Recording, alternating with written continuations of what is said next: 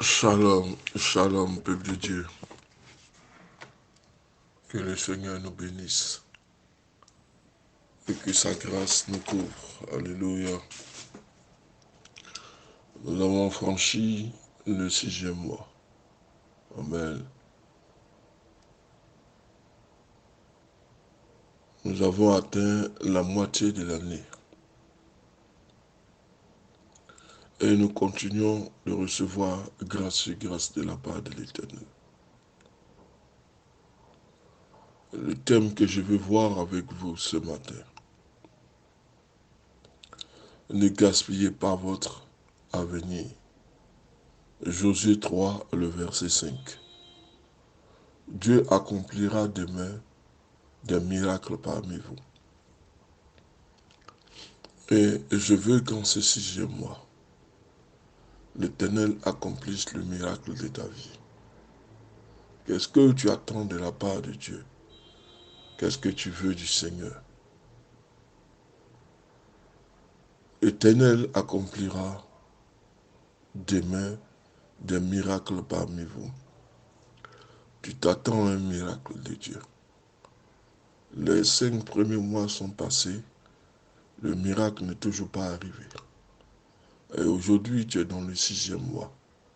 Et je déclare ce matin que c'est le mois où l'Éternel accomplira des miracles dans ta vie. Dieu veut accomplir des miracles.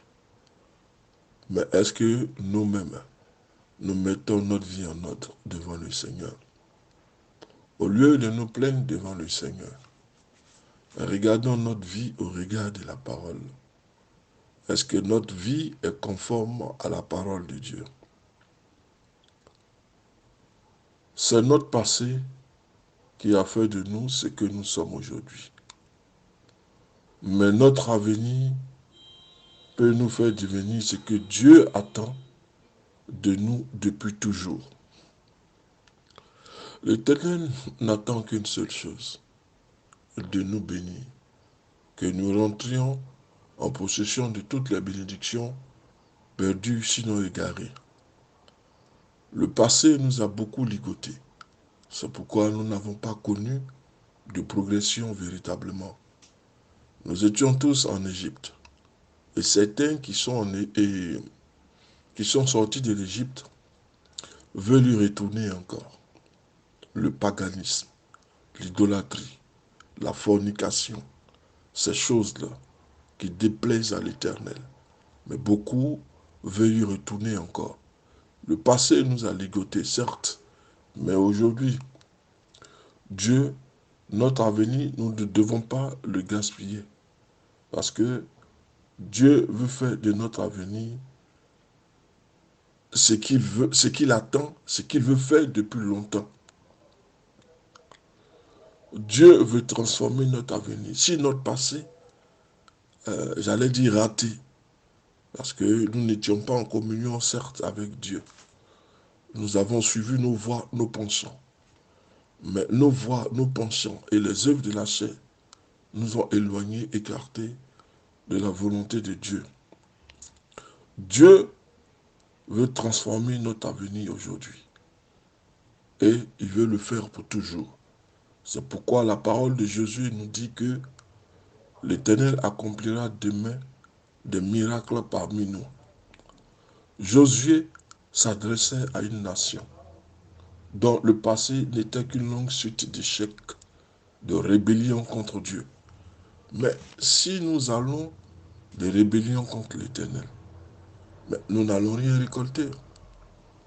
Notre passé, certes, nous a écartés, mais notre avenir peut nous remettre en ordre avec le Seigneur. Josué s'adressait à cette nation. Cette nation connaissait d'échecs. Cette nation allait de rébellion en rébellion contre Dieu. Ils avaient été fréquemment condamnés, jugés, punis.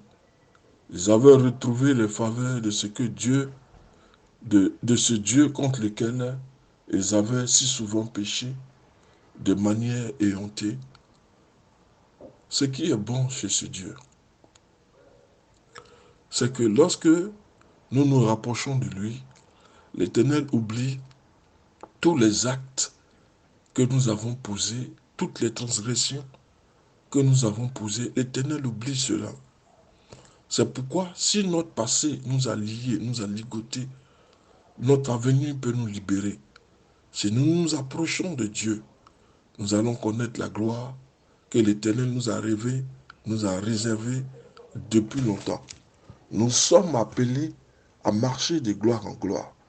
Mais comment se fait-il qu'un Dieu qui est un Dieu de lumière, ses enfants se retrouvent dans les ténèbres?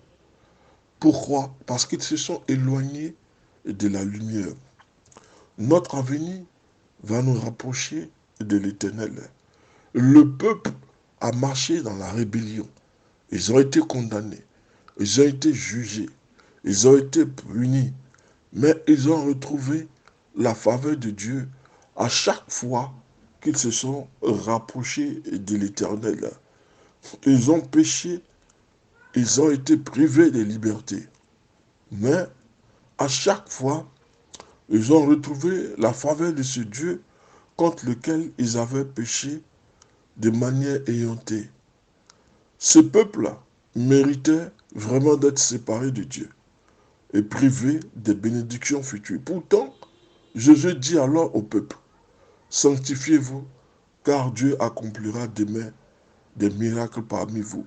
Purifiez-vous, remettez votre vie en accord avec les plans de Dieu et vous verrez à nouveau l'œuvre de Dieu dans votre vie. La bénédiction de Dieu, elle est simple. Nous devons être en conformité avec sa parole, marcher selon sa parole et ses préceptes. Alors l'Éternel changera la malédiction en bénédiction. Vous voulez être béni, mais vous ne voulez pas mettre votre vie en ordre. Vous voulez marcher dans le péché. Or, vous vous éloignez de Dieu. Ce peuple-là a été jugé. Ce peuple-là a tellement péché devant l'Éternel.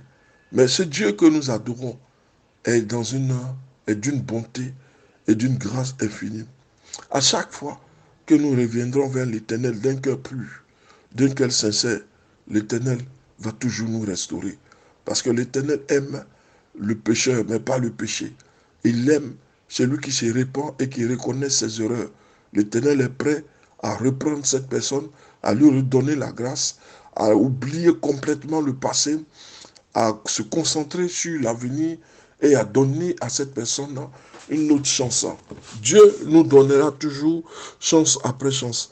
Mais est-ce que nous allons marcher conformément à sa parole? L'Éternel est un Dieu juste, est un Dieu bon. Il ne fait exception de personne. Mais il écarte celui qui marche dans la désobéissance et il retient celui qui marche dans la repentance et l'obéissance. Alors, il nous appartient, enfants de Dieu, comme disait Josué, sanctifiez-vous, car Dieu accomplira demain des miracles parmi vous. Purifiez-vous, remettez votre vie en accord avec les plans divins et vous le verrez à nouveau à l'œuvre dans votre vie. Dieu attend seulement que ta vie soit en accord avec lui. Dieu attend seulement que tu marches dans la repentance. Alors, la gloire que tu avais perdue, cette gloire reviendra. Au moment précis où l'ennemi semble avoir réussi à vous convaincre que votre passé pitoyable empêche que Dieu vous accorde le moindre avenir. Le diable est en train de vous faire comprendre que Dieu ne peut plus vous bénir parce que votre passé est pitoyable. Votre passé est rempli d'idolâtrie. Et certaines personnes, voulant vous accabler, vont faire ressurgir la plupart du temps votre vie passée. Le diable va chercher à vous convaincre que votre passé est pitoyable. Le passé pitoyable empêche Dieu de vous accorder le moindre avenir. Mais le Seigneur ne veut qu'une chose, réparer notre passé, préparer un avenir beaucoup plus radieux que le passé. L'Éternel nous demande une seule chose, de nous préparer afin de recevoir bientôt ses bénédictions. Dieu sait pertinemment de quoi notre passé est, parce que rien ne lui échappe. Il connaît notre passé, il connaît notre transgression, il sait comment nous avons vécu. Au moment où nous nous approchons de Dieu, le diable va commencer à jouer sa sorcellerie. Ton passé, l'Éternel ne peut pas te bénir. Mais l'Éternel te demande ce matin, remets ta vie en ordre, car tes bénédictions arrivent. Remettons notre vie en ordre, parce que Dieu accomplira demain des miracles parmi nous. N'écoutons pas la voix du diable qui dit, vous avez trop péché. Est-ce que nous allons recevoir la bénédiction de l'Éternel? Dieu sait pertinemment de quoi est fait notre passé. Mais l'Éternel s'intéresse plutôt à notre avenir. Il s'intéresse plutôt à notre avenir. Si Dieu alors s'intéresse à notre avenir, pourquoi allons-nous gaspiller nos lendemains alors que notre avenir est beaucoup plus précieux, est beaucoup plus radieuse? Quand Jésus s'est mis à crier, tout est accompli. Jean 19, le verset 30. Les disciples n'ont pas compris ce qu'il voulait dire et ont conclu que toute l'histoire était terminée. Non. C'est pourquoi ils se sont éloignés en catimini pour aller pleurer ailleurs. Tout est accompli. Ne laisse pas le diable te ramener dans le passé. Ne laisse pas le diable te faire comprendre que le passé va empêcher l'Éternel de te donner un avenir radieux.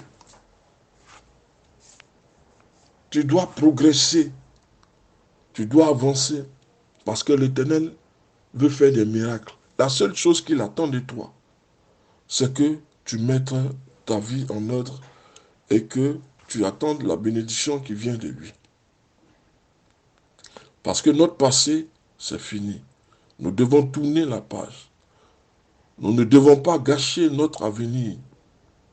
Nous devons mettre fin au passé, c'est vrai. Parce qu'il y a des moments glorieux qui nous attendent. Il y a la gloire de Dieu qui doit descendre. Notre passé, nous devons l'accepter. Nous devons confesser toutes les fautes. Nous devons abandonner le passé entre les mains de Christ crucifié. Nous devons sanctifier. Nous devons nous sanctifier parce que demain, le Seigneur fera des merveilles.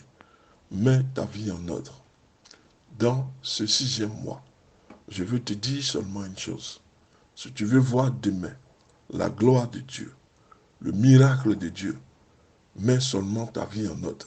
Dieu ne va pas s'apitoyer sur ton passé. Il ne va pas regarder à ton passé.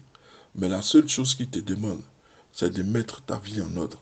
Alors il te bénira. Dans ce 6e mois, mets ta vie en ordre. Si tu veux voir la bénédiction de Dieu, le miracle de Dieu se produire le lendemain. Ne sois pas à l'écart de ceux que Dieu cherche à bénir. Que la gloire revienne à l'Éternel dans le nom de Jésus. Le pasteur Samuel.